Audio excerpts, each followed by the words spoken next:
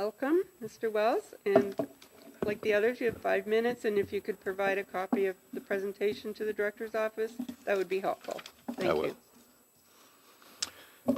Okay, my name is Mike Wells, and I would like to thank you for the opportunity to speak on a subject dear to my heart, the gender identity and expression policy.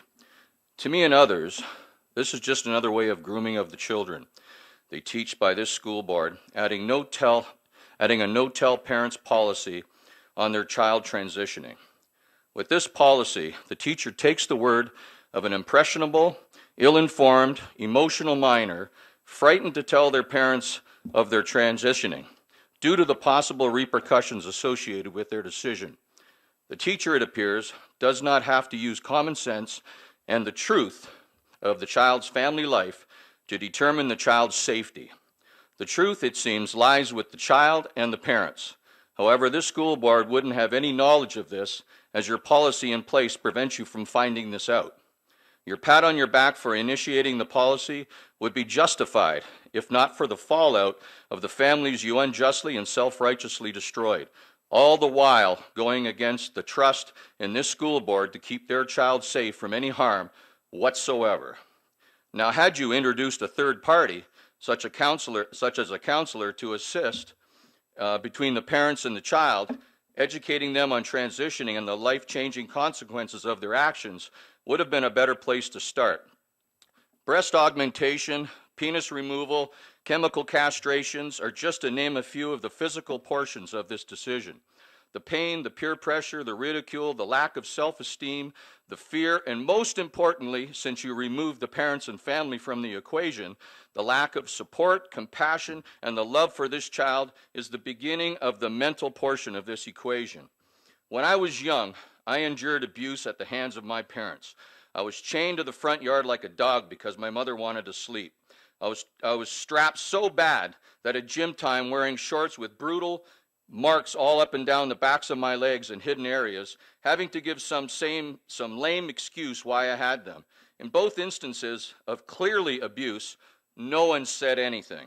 Today we have Children's Aid Society. However, their power today overreaches and removes kids from families with no physical proof of abuse, creating hardship for families and financially and obtaining a lawyer to get their child back.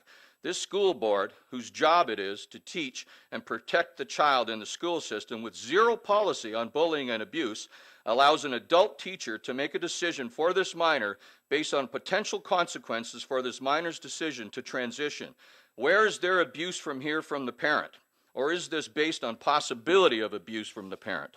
The school board is using a misinformed narrative, manipulating the most vulnerable of children in an attempt to play political correctness in this woke society, instead of doing their job and act like adults like they are and truly protect and educate these children and their parents.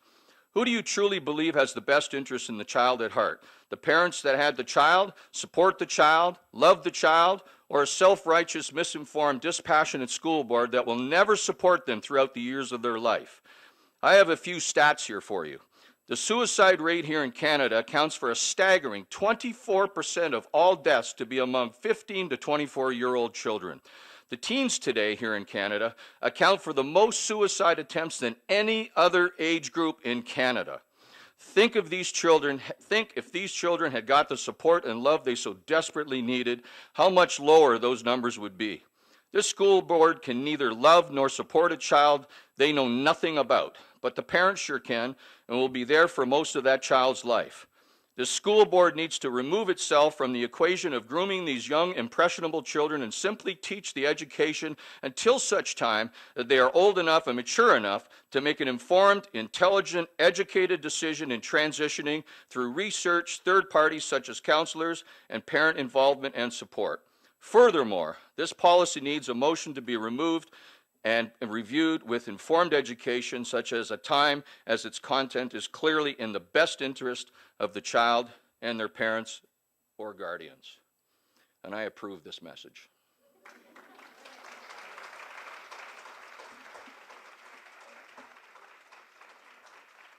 Thank you very much for sharing your point of view. And do trustees have any questions for clarification?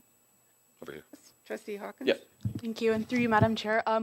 You used the term woke in your presentation. Could you define that for us? Woke?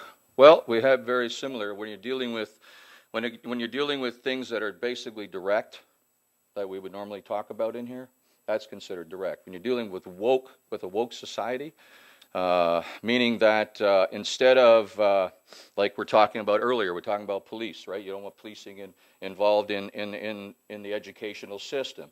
That's a part of a woke society because you're going back, you're putting yourself in a position in a woke society that was not of the past, right? So it's considered a woke society. People have woken up to what's happening with the COVID, right? That's a different type of wake. But when you're dealing with woke people, that means that people are I can't explain it, in a sense that